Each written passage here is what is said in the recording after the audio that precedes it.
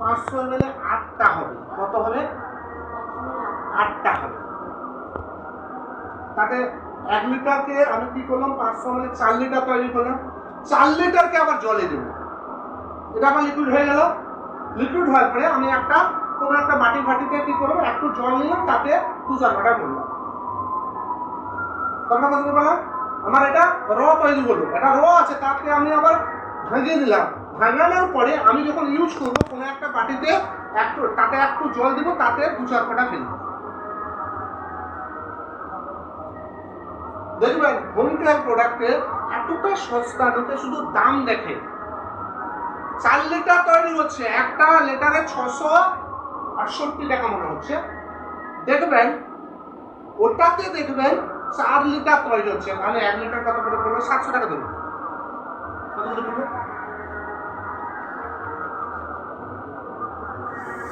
170-75 টাকা। তাহলে ওই 170-75 টাকা আপনি 1 লিটার তৈরি করবেন, কতদিন যাবে? এটাকে আবার জল মেশাচ্ছেন। কতটা কনসেন্ট্রেট আমি আপনাকে দেখাচ্ছি, যেটা আপনি দেখলে বুঝতে পারবেন।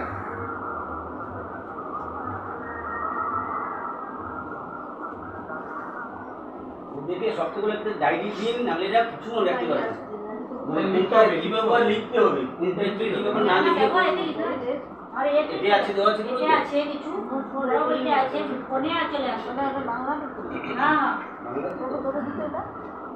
ফোনে চলে আসে, ফোনে না চলে আসবে কি।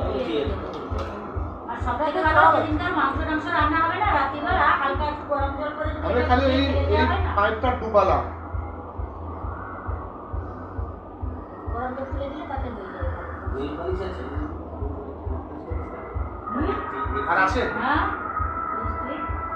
খালি পাইপ লাগালাম, আর আছে আছে কি? আর আছে নেই। দেখুন